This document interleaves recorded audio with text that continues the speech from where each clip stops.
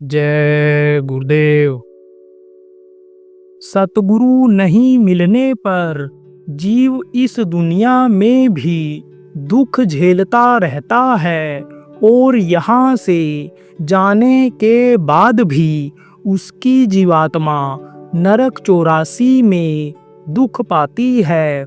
मनुष्य इस वक्त पर ऐसा फंसा हुआ है कि निकलने का कोई रास्ता ही नहीं मिल रहा है। परम संत बाबा उमाकांत जी महाराज ने सत्संग में कहा कि आदमी को यह पता नहीं चलता कि वह क्या सोच रहा है, भान नहीं है, ज्ञान नहीं है। अपनी इच्छाओं में सोच डालता है कि ऐसा करना चाहिए, तो फिर उसी तरह की बुद्धि हो जाती है।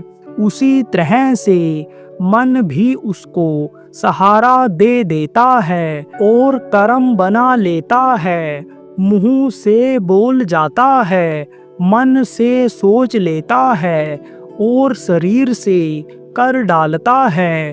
तो मनसा वाचा और कर्मणा ये 3 कर्म लग जाते हैं।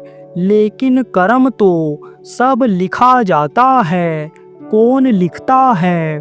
कहा गया, राम झरोखे बैठकर सबका मुजरा ले, जाकी जैसी चाकरी वाको वैसा दे। यमराज के पास आपके पूरे जीवन का हिसाब रहता है, जो उनके मंत्री चित्रगुप्त लिखते रहते हैं। इंसान जो सोचता है उसको भी वे लिख लेते हैं कि देखो यह बुरा सोच रहा है, बुरी बात बता रहा है, यह मारने काटने की बात करवा रहा है। शरीर से जो आदमी कर्म करता है उसको भी लिख लेते हैं। तो जिनको आप इन बाहरी आँखों से देख नहीं पाते हो, वे आपकी सारी गतिविधियों को लिखते हैं। जो भी आप बोल रहे हो, जो भी आप सोच रहे हो, जहाँ भी जा रहे हो, शरीर से जो भी कर्म कर रहे हो, सब लिखा जाता है। जब यह शरीर छूटता है, तब उनके द्वारा लिखी हुई इसी फाइल को वे ऊपर पेश कर देते हैं। इस समय पर मनसा और वाचा कर्मों की तो माफी हो जाती है, लेकिन शरीर से जो बुरे कर्म बन जाते हैं उसकी माफी नहीं होती है। शरीर से बने बुरे कर्मों का असर संतान पर भी पड़ता है। शरीर से बने बुरे कर्मों का असर संतान पर पड़ता है।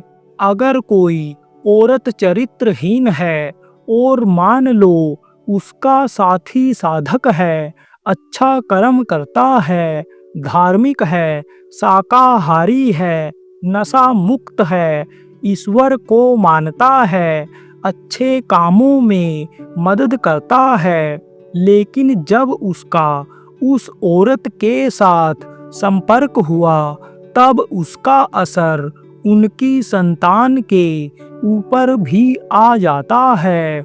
इसी तरह अगर कोई पुरुष चरित्रहीन है और औरत धार्मिक है, साधक भी है, तो उनके संपर्क से हुई संतान पर भी उसका असर आ जाता है और फिर उस बच्चे के स्वभाव को, उसके मन को बदलने में समय लग जाता है। तो मनुष्य इस वक्त पर ऐसा फंसा हुआ है कि निकलने का कोई रास्ता नहीं मिल रहा है। इसलिए देखो, सब भटक रहे हैं, सब दुखी है। कहा ना, भटक भटक सब भटका खाया, सतगुरु बिन कोई रहा न पाया। जब सतगुरु नहीं मिलते हैं तब जीव भटकता रहता है, दुख झेलता रहता है और दुख झेलते झेलते ही इस दुनिया से चला जाता है और जाने के बाद भी उसकी जीवात्मा नरकों और 84 में दुख पाती है। जय गुरुदेव।